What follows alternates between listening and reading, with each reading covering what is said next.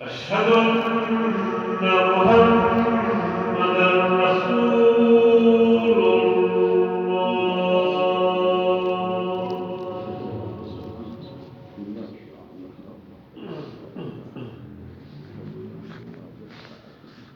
حي على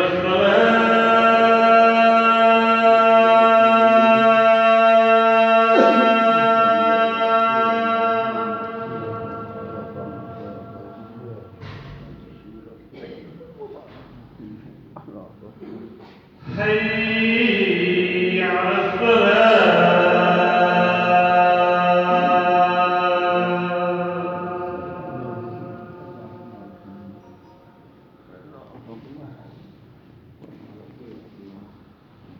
حي على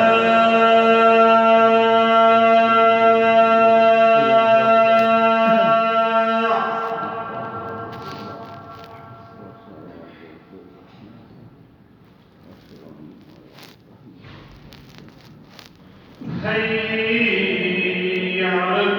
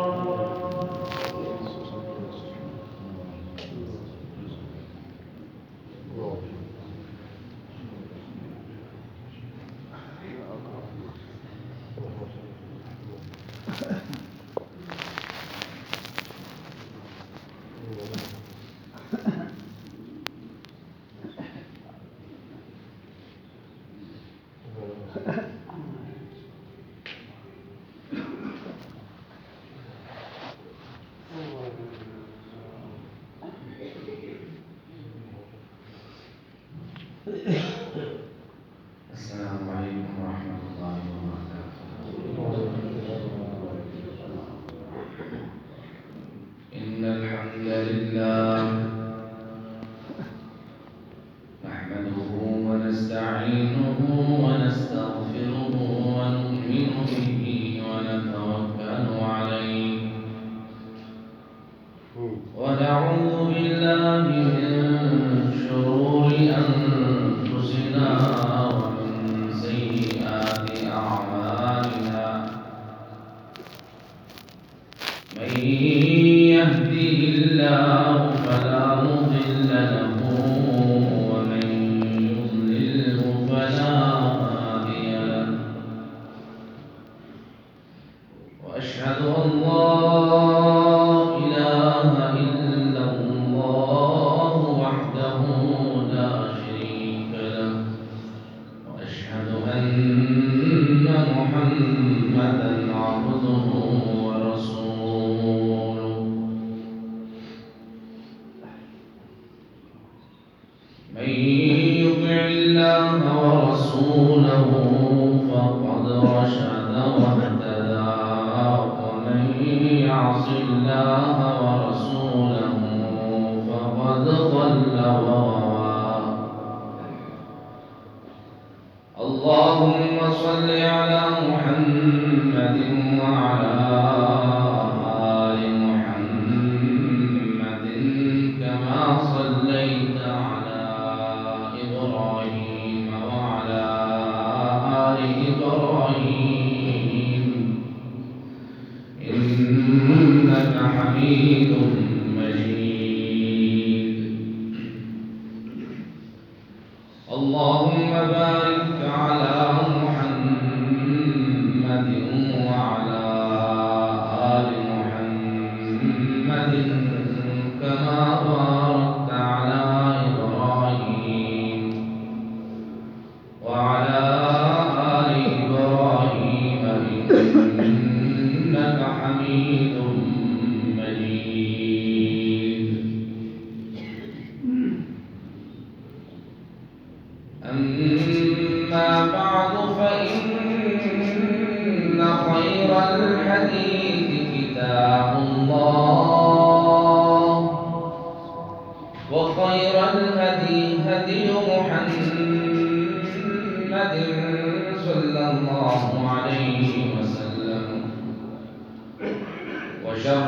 الأمور محدثاتها وكل محدثة بدعة وكل بدعة ضلالة وكل ضلالة في النار.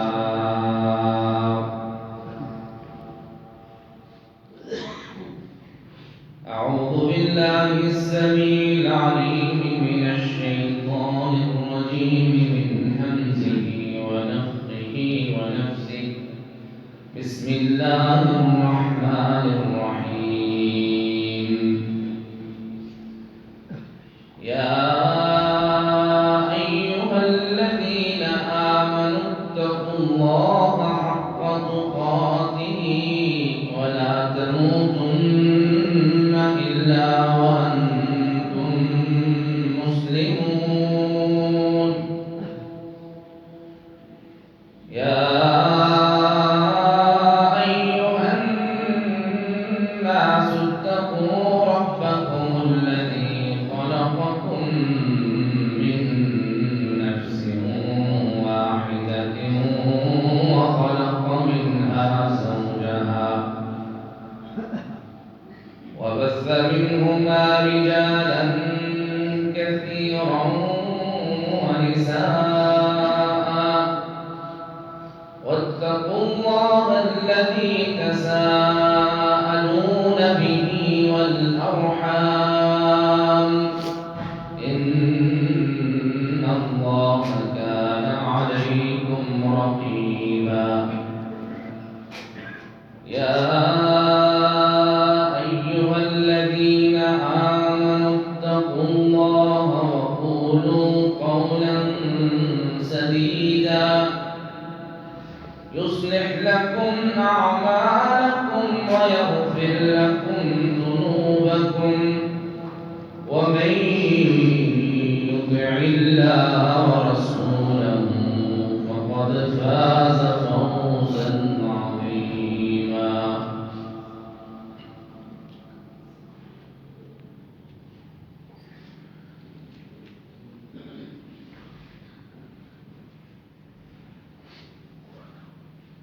حق کو اور سچ کو قبول کرنے میں جو چیزیں رکاوٹ بنتی ہیں ان میں سب سے بڑی چیز،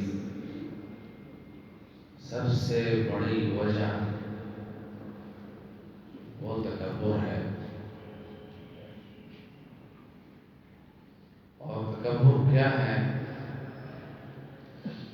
محمد رسول اللہ صلی اللہ علیہ وآلہ وسلم کے مجلس میں ایک صحابی آئے جنہوں نے تکبر کی حرمت کے متعلق سنا اور انہیں ایسا لگا کہ شاید میرے اچھے کپڑے پہننا، اچھا جوتا پہننا، صاف ستھرا رہنا کہیں یہ بھی تکبر میں نہ آ جائے. آپ ان کی فکر دیکھیے کہ صحابہ کی فکر کیا تھی کہ جہاں سے انہیں شبہ بھی پڑ گیا نا، شائبہ بھی لگ گیا، کوئی چیز کسی چیز نے ان کو تردد میں بھی ڈال دیا، وہیں پہ رک گئے. وہاں پوچھا، استفسار کیا، علم حاصل کیا، سیکھا، دلیل دی اور پھر اس کے بعد آگے چلے. یہ صحابہ کا طرز عمل تھا، طرز زندگی تھا.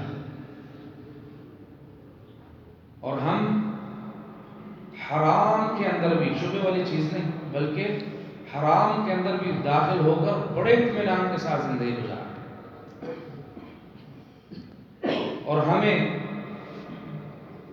ایک ناجائز چیز، ایک حرام چیز بھی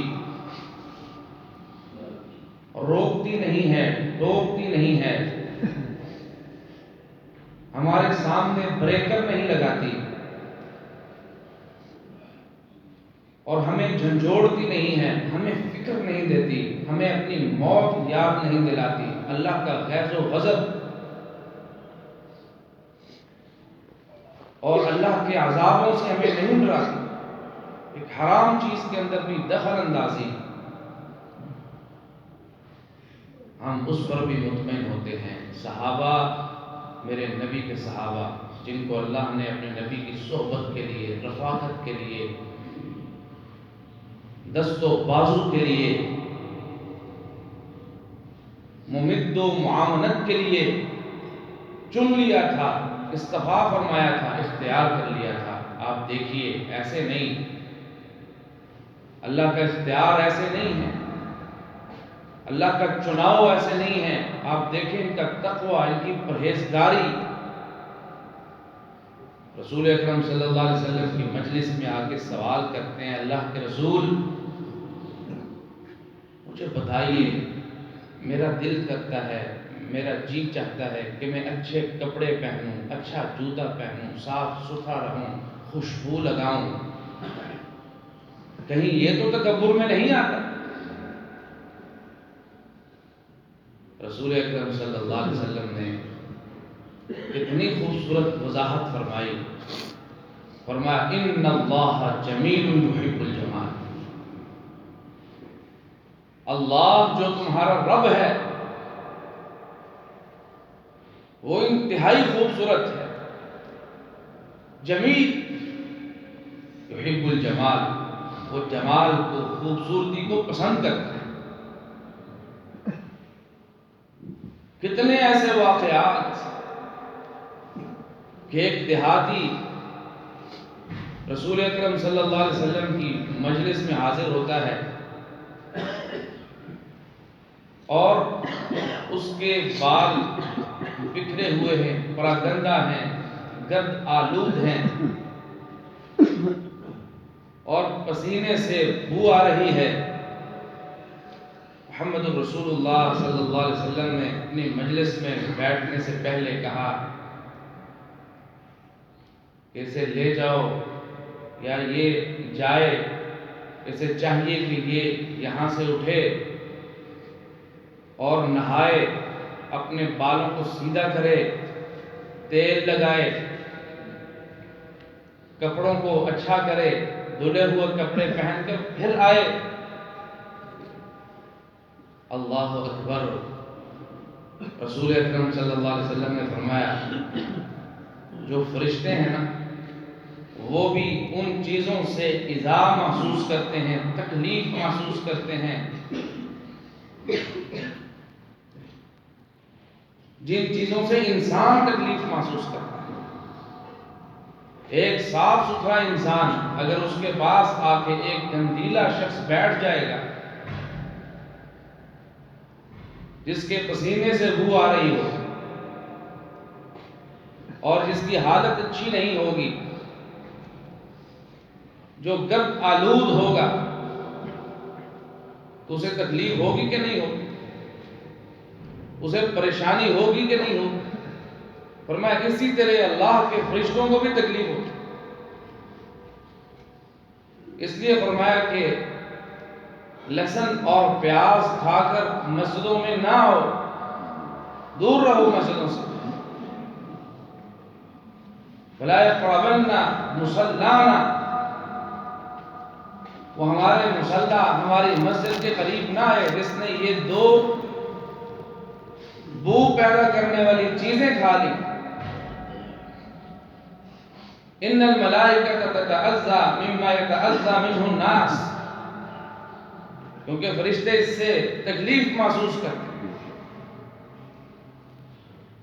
صاف ستھرا رہنا، صحابہ کہتے ہیں اسی طرح ایک صحابی کو جس کی حالت یہ تھی اور وہ بیٹھنا چاہتا تھا، آپ نے فرمایا کہ نہیں، اس مجلس میں بیٹھنے سے پہلے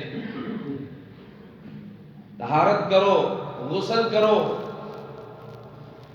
کپڑے پہن کر آؤ، اپنی حالت اچھی بناؤ، نبی کی مجلس ہے، چاہے پرانے کپڑے ہی ہوں لیکن صاف ستھرے ہوں۔ صاف ستھرے ہوں. فرشتے اس مجلس کو ڈھانپے ہوئے ہیں اللہ کے ذکر کی مجلس. اور ہم نے دیکھا ہے، ہم کیا دیکھتے ہیں کہ جب ہم آفس میں جاتے ہیں، جب ہم اپنی دکان پہ جاتے ہیں، جب ہم اپنے کاروبار پہ نکلتے ہیں، کسی دوست کو ملنے کے لیے جاتے ہیں، کہیں مہمان بنتے ہیں، بڑے اچھے کپڑے، اچھی خوشبوئیں. اور جب ہم نماز کے لیے آ رہے ہوتے ہیں، مسجد میں آ رہے ہوتے ہیں، تو یہ حالت کے ساتھ والا کھڑا ہوتے ہوئے گھبراتا ہے، بدبو محسوس کرتا ہے. اللہ کے دربار کو، اللہ کی بارگاہ کو ہم نے کیا سمجھا ہے؟ ان اللہ جمیل. محمد رسول اللہ صلی اللہ علیہ وسلم فرماتے ہیں کہ اللہ بہت خوبصورت ہے. یحب الجمال، خوبصورتی کو پسند کرتا ہے. تمہارا اچھا کپڑا پہننا، تمہارا نہانا، غسل کرنا، اپنے آپ کو صاف ستھرا رکھنا، یہ اللہ کو بڑا پسند ہے. ایک شخص رسول اکرم صلی اللہ علیہ وسلم کی خدمت میں حاضر ہوا. آپ نے اس کی حالت دیکھی اور اس کی باتیں سنی. وہ باتیں کر رہا تھا کہ میرے پاس اتنا مال ہے، میرے پاس اتنے ریوڑ ہیں، اتنے اونٹ ہیں، اتنی بکریاں ہیں، اتنی زمینیں ہیں، میں جاگیردار ہوں. آپ نے فرمایا تیری حالت سے یہ نہیں لگتا، تو نے حالت فقیروں والی، مانگنے اور سائلوں والی بنائی ہوئی. اللہ جس آدمی کو اپنی نعمت سے نوازتا ہے، اللہ چاہتا ہے کہ اس نعمت کا اثر اس کے کپڑوں پر، اس کے جسم پر ہو. اور شریعت نے اس کو بھی بہت بڑا جھوٹ قرار دیا ہے کہ انسان کے پاس کچھ نہ ہو، مانگ تانگ کر وہ اچھے کپڑے پہنے، ایسا محسوس کرائے کہ جیسے وہ بہت بڑا بزنس مین، ایسا جوتا پہنا ہوا ہے، ایسے کپڑے پہنے ہوئے جیسے وہ کروڑوں پتی ہے، اور گھر میں کھانے کو کچھ نہیں، صرف لوگوں میں ٹیکا بنانے کے لیے، لوگوں میں نام کمانے کے لیے، لوگوں کی نظریں اپنی طرف مائل کرنے کے لیے ایسا حلیہ. یہ جھوٹا آدمی ہے شریعت کی نگاہ. اور وہ بھی جھوٹا آدمی ہے کہ جس کے پاس کروڑوں روپے ہوں، اللہ کی نعمتیں ہوں، اللہ کے فضل و کرم ہوں، اور وہ لوگوں کے سامنے ایسی حالت میں آئے کہ دل کرے اسے 10-20 روپے دے دیں، دل کرے اسے ہوٹل میں جا کے کوئی چیز کھلا دیں. یہ بھی سب سے بڑا جھوٹا آدمی جو اللہ کی نعمتوں کو ظاہر نہیں کر رہا جو اللہ نے اسے دی. اس جھوٹ سے نکلیں، اس فراڈ سے نکلیں، اس دھوکے سے نکلیں. اللہ کو دھوکا اور دھوکے باز پسند نہیں ہے. جو چیز اللہ نے دی ہے اس کو ظاہر کریں، اور جو چیز اللہ نے نہیں دی بناوٹ نہ کریں. وَمَا أَنَا مِنَ الْمُتَكَلِّفِينَ، اے پیغمبر انہیں کہہ دیجئے میں تکلف کرنے والوں میں سے نہیں ہوں، میں بناوٹیوں میں سے نہیں ہوں، میں مصنوعی رنگ و روپ دھارنے والوں میں سے نہیں ہوں. محمد الرسول اللہ صلی اللہ علیہ وسلم نے تکبر کی جو ڈیفینیشن اس وقت بیان کی، اور میں تکبر یہ ہے بطر الحق وغمط الناس. تیرے سامنے حق بات آ جائے، اللہ نے یہ فرمایا ہے اور تو اسے ٹکرا دے، اللہ کے رسول نے یہ کہا ہے تو اسے ٹکرا دے. یہ تکبر ہے. رسول اکرم صلی اللہ علیہ وسلم نے ایک آدمی کو دیکھا یأکل بشمالہ، وہ اپنے بائیں ہاتھ سے کھا رہا تھا، اپنے بائیں ہاتھ سے۔ اللہ کے رسول صلی اللہ علیہ وسلم نے فرمایا کل بیمینک، اے دوست اپنے دائیں ہاتھ سے کھاؤ، کیونکہ بائیں ہاتھ سے شیطان کھاتا ہے، بائیں ہاتھ سے شیطان کھاتا ہے۔ یہ کون فرما رہا ہے؟ رسول اکرم صلی اللہ علیہ وسلم، سب سے سچے، سب سے سچے، صادق الامین، وہ فرما رہے ہیں آج کا مسلمان بائیں ہاتھ سے کھاتا ہے، نبی سے محبت اور عشق کا دعویٰ بھی کرتا ہے، نبی سے تعلق کا دعویٰ بھی کرتا ہے، اور اپنا نام بھی عبداللہ الرحمن رکھا ہے، لیکن آپ حالت دیکھیں کہ جب کھانے کی باری آتی ہے تو بائیں ہاتھ سے کھاتا ہے۔ پیارے پیغمبر علیہ السلام فرماتے ہیں شیطان ایسے کھاتا ہے۔ اس نے کہا کہ میرا دائیں ہاتھ اٹھتا ہی نہیں ہے۔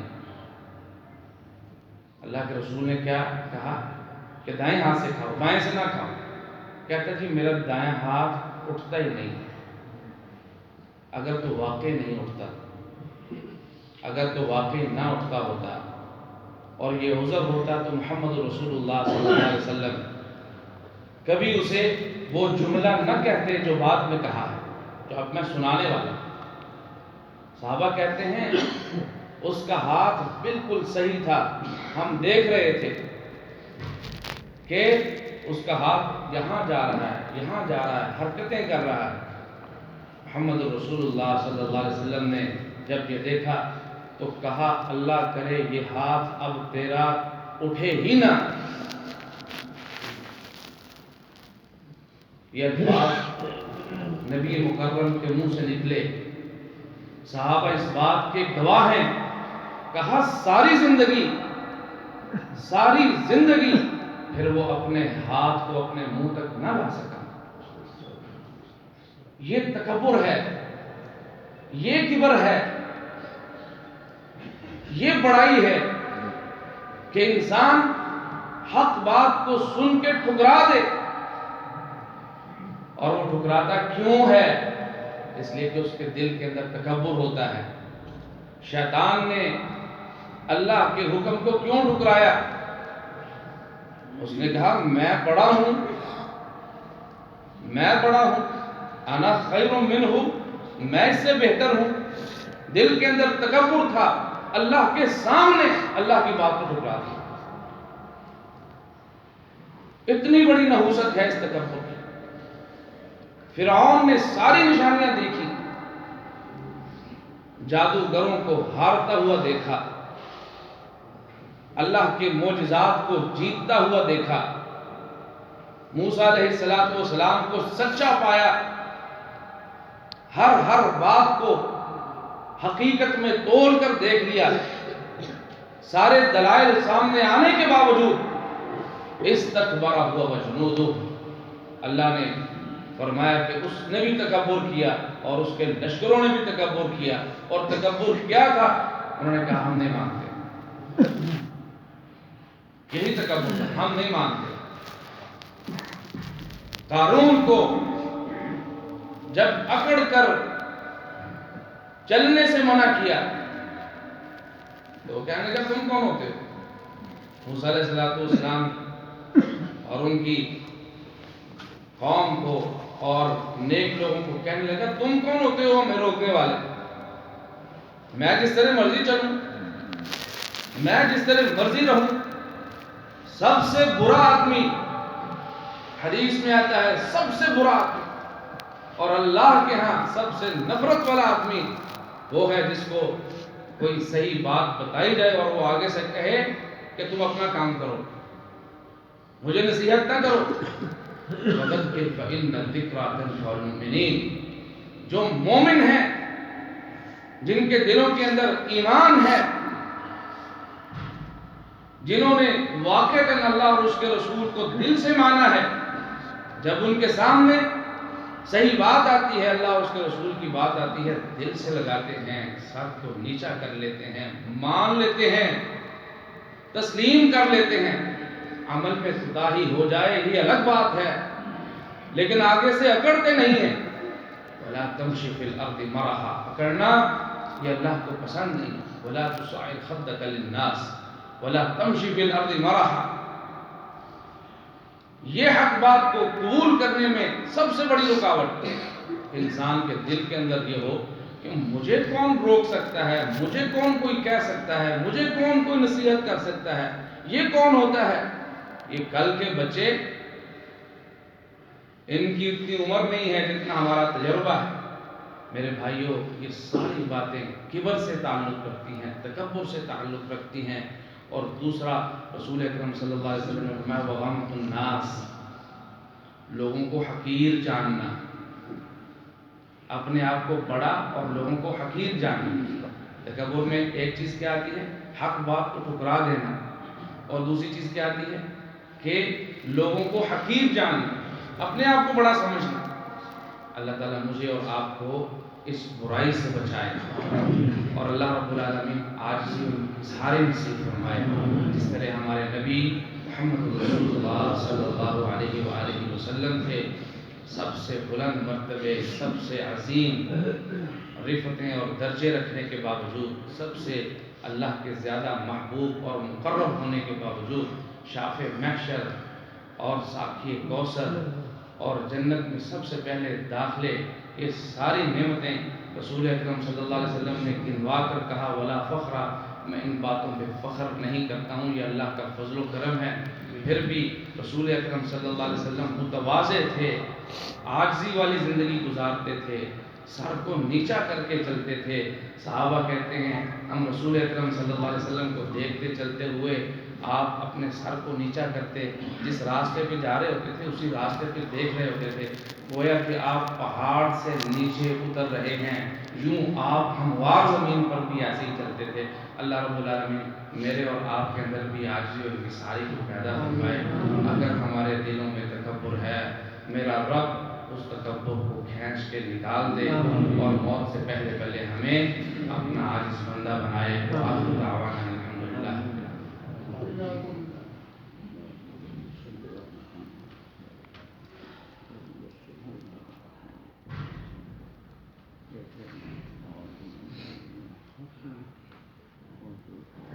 إن الحمد لله نحمده ونستعينه ونستغفره ونؤمن به ونتوكل عليه ونعوذ بالله من شرور أنفسنا ومن سيئات أعمالنا، من يهده الله فلا مضل له ومن يضلل فلا هادي له، وأشهد أن لا إله إلا الله وحده لا شريك له، وأشهد أن محمدا عبده ورسوله۔ اس مسجد کے بانیوں میں سے مولانا رشید احمد سیالکوٹی رحمہ اللہ، پچھلے دنوں ان کی گھر والی محترمہ وہ وفات پا چکی ہیں، ان کے بیٹے ڈاکٹر عبید الرحمان صاحب نے آپ سب لوگوں سے اپیل کی ہے کہ ان کی والدہ کے لیے دعائیں مغفرت کریں۔ اللہ تعالیٰ انہیں اور جتنے بھی فوت ہو چکے ہیں سب کی مغفرت فرمائے۔ ربنا اغفر لنا ولإخواننا الذين سبقونا بالإيمان ولا تجعل في قلوبنا غلا للذين آمنوا ربنا إنك رؤوف رحيم۔ ربنا آتنا في الدنيا حسنة وفي الآخرة حسنة وقنا عذاب النار۔ ربنا لا تزغ قلوبنا بعد إذ هديتنا وهب لنا من لدنك رحمة إنك أنت الوهاب۔ ربنا لا تؤاخذنا إن نسينا أو أخطأنا، ربنا ولا تحمل علينا إصرا كما حملته على الذين من قبلنا، ربنا ولا تحملنا ما لا طاقة لنا به واعف عنا واغفر لنا وارحمنا أنت مولانا فانصرنا على القوم الكافرين۔ سبحان ربك رب العزة عما يصفون وسلام على المرسلين والحمد لله رب